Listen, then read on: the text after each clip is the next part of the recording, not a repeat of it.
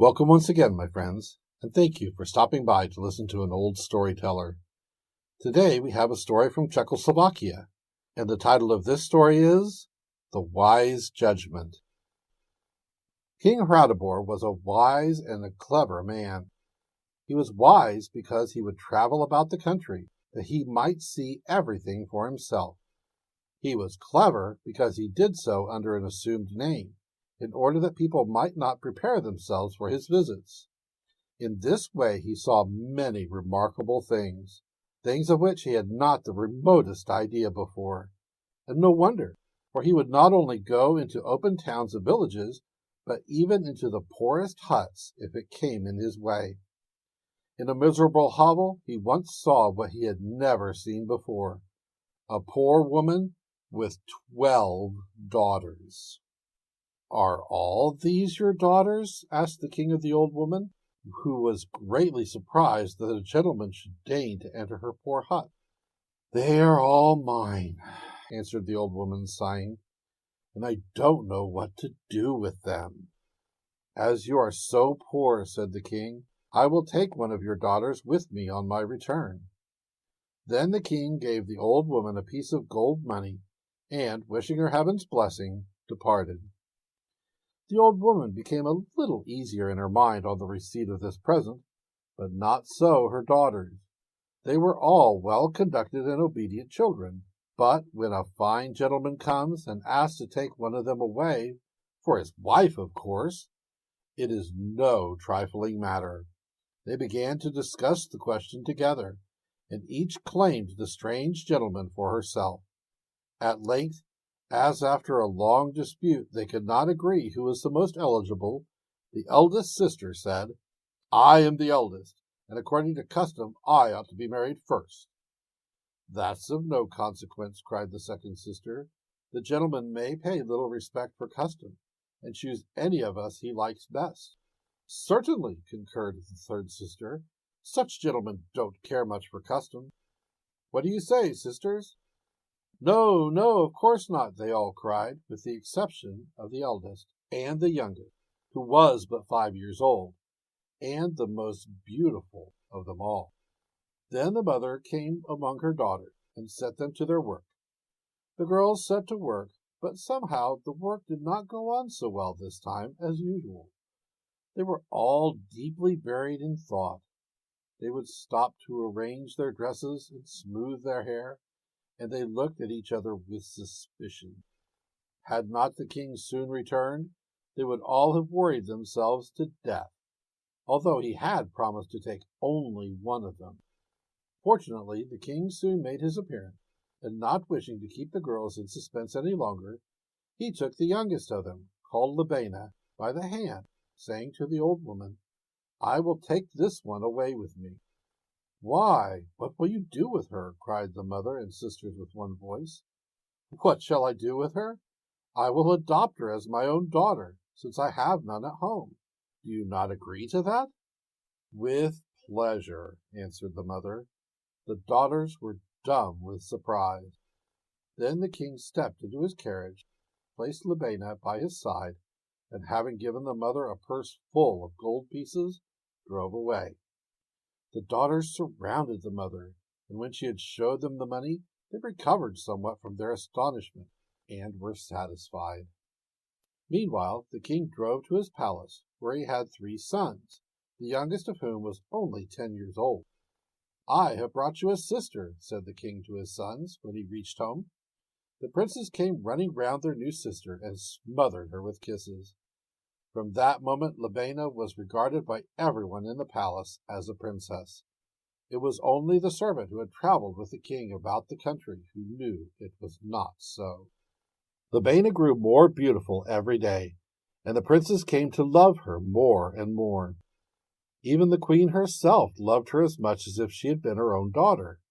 Among the servants, however, Libena came, in the course of time, to be looked upon with contempt, because the first one who knew of her place of birth told it to his friend, he to another, and so on, until the whole story was well known to every servant in the palace.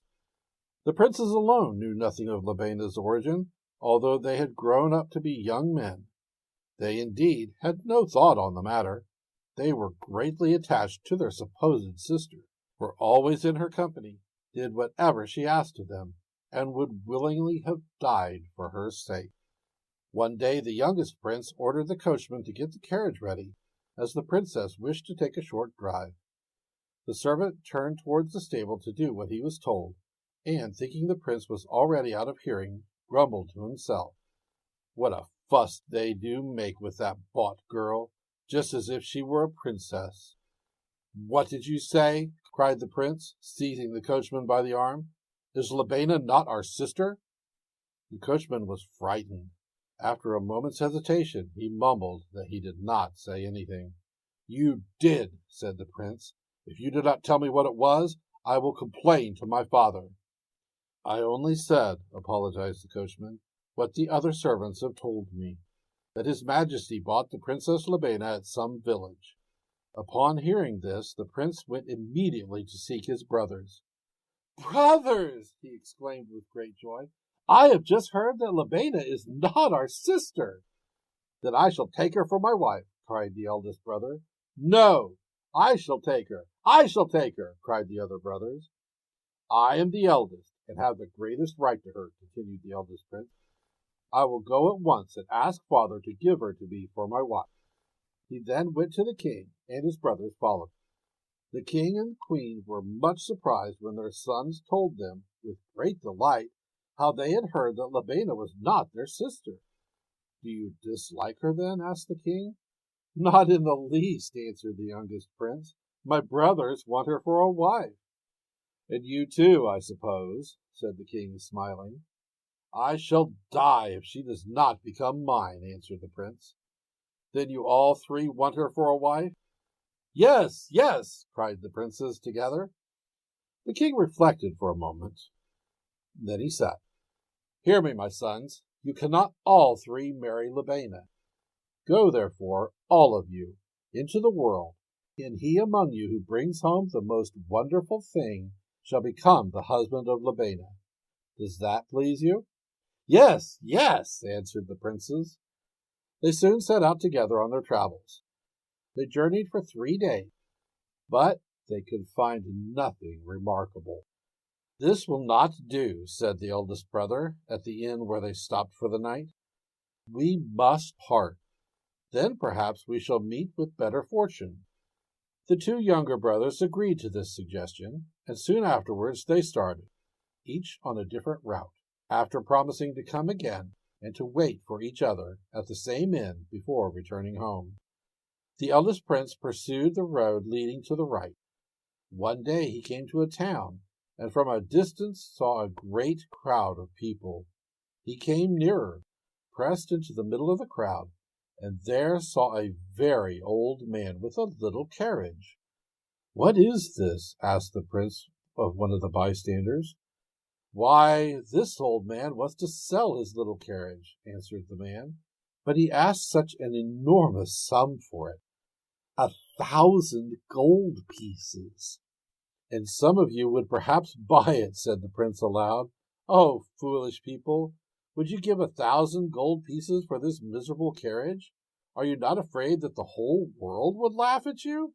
You are as ridiculous as this old man."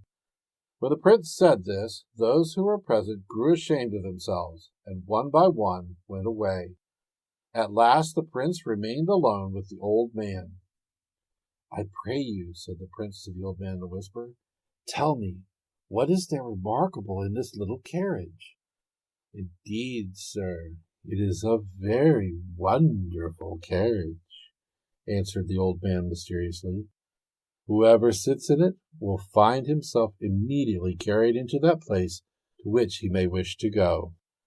"A marvelous carriage!" exclaimed the prince. "Here are your 1,000 gold pieces for it." He sat down in the little vehicle and wished himself in the inn where he had parted from his brother. In an instant he was there. Delighted at having obtained such a wonderful prize, he sat down thinking of Labaina more deeply than ever. The second prince went away to the left. He traveled several days and met with nothing out of the ordinary course of things. But at last fortune also smiled upon him. On the public road, just at the entrance of a town, he saw a little old man showing a handsome looking-glass he had for sale. People passing by would stop and look at it and ask the price, but when they heard it, they would only shake their heads and continue their journey. The prince also looked at the glass, but could see nothing remarkable in it. "Buy it, sir," cried the old man to the young prince. "It is not dear. I will sell it to you for 2,000 gold pieces." You foolish old man! Who would give you such a large sum for a common looking-glass? But stay, sir. Whoever looks into this glass will see whatever he desires. "Here are the 2,000 gold pieces," cried the prince, and he handed his well-filled purse to the old man. The latter took the money and gave him the looking-glass. The prince looked into the glass and silently wished to see the inn where he was to meet his brother. At once he saw his eldest brother sitting in the inn, and, judging from his countenance, in a happy mood. The prince concluded from this that his brother had gained possession of some extraordinary thing, and, mounting a fast horse, he galloped quickly back to the place of meeting. Meanwhile, the youngest prince, who had chosen the road leading straight on before him, wandered on like a man bewildered. One clear thought which filled both heart and mind was the thought of Labaina. One day, as he walked into the marketplace of a town, he came upon a crowd of people who had collected round an old woman. Who ever heard of such a thing? To ask 10 gold pieces for an apple? This is a foolish woman. She is mad. These were the exclamations which the prince heard, uttered in laughter or indignation, from the crowd round the old woman. "Buy, gentlemen, buy!" cried she continually. "I have only 3 apples for sale, and each of them costs 10 gold pieces." The prince at once concluded that these apples must be something extraordinary, and without further consideration he gave the old woman the 30 gold pieces. As she gave him the apples, she whispered in his ear, "You have brought a prize, my son. If one is about to die, and will eat but one of these apples, he will live and be well again." The prince was delighted. He put the apples in his pouch and returned joyfully to the inn, where his 2 brothers impatiently awaited his arrival. "Where have you been so long?" asked the oldest brother. "I have wandered about the world seeking wonderful things." "And what have you brought?" asked the second brother. 3 apples. "There's nothing wonderful in 3 apples," said the eldest brother again. "We have something better. I have a little carriage by which one may travel as fast as the wind, and our brother has a looking-glass in which you can see all that you desire." "Then let us look into it at once, and see what they are doing at home," cried the youngest prince. The brothers agreed. They took up the looking-glass and wished to see their palace at home. They were terror-stricken by what they saw. The windows of the apartments where their parents and Labaina lived were closed, and the blinds drawn darkly down. The servants ran about the courtyard as if distracted, throwing up their arms in despair. "What does this mean?" exclaimed the eldest prince. "Someone is dangerously ill, perhaps dead." "We shall soon see," said the second prince, and he desired to behold his parents and Labaina. They looked into the glass. They saw the king, the queen, and their beloved one. Alas! They were all upon the point of death. "Let us fly to them!" exclaimed the youngest brother. The prince sprang into the wonderful carriage, and in an instant they found themselves before the palace. The youngest of them immediately ran to his father, his mother, and to Labaina, gave to each of them an apple, and begged them to eat it. They did as he desired, and oh, wonder of wonders! Before you could count 100, they were so far recovered as to be able to rise. Every one praised the youngest prince to the utmost, more especially the doctors, who had used all their skill in vain, and were driven to despair. The king embraced his youngest son and cried with tears of joy in his eyes, "Now Labaina is yours. Without your help, we should all have died." "Not so, father," said the second prince. "Had it not been for my looking-glass, we would not have known of your illness. Labaina therefore belongs to me." "No," cried the eldest prince, "she is mine. Without my carriage you would have died before we could have reached home." Upon this a violent dispute arose as to which of the princes had won Labaina. The king and his courtiers could not but acknowledge the evenly balanced right of each of the princes to the prize. But that did not help the case, as only one of them could marry Labaina. As they could not agree, the king called all the learned men of the kingdom together in his palace, that they might settle the question. The learned men were soon assembled. They sat whole days together, and carried on the dispute even at mealtimes, but all to no purpose. They could not agree, and consequently arrived at no satisfactory conclusion. At last the king grew wearied of the delay, and, thinking to hasten the settlement, announced his intention of being present at their next debate. The learned men prepared themselves for the occasion, and they came to dispute so vigorously in the king's presence that at last he clapped his hands to his ears and ran out of the room. No wonder, for an ordinary man of common sense, had he stayed to hear them but a single day, must certainly have become crazed from their interminable talk. "Your Majesty," said the Lord Chamberlain, "we shall never come to an end with these gentlemen. They are so comfortable here that they will stay in dispute to the day of their death." "You are right," answered the king. "We shall never finish with such fellows. This is what you shall do. Issue a proclamation to the effect that any of my subjects is at liberty to come forward and decide the question." 2 days afterward, the hall where the learned men disputed was thrown open to everyone. The king, the queen, and Labaina sat on the throne. Near it were the princes, the eldest with his little carriage, the second with the looking-glass, the youngest empty-handed.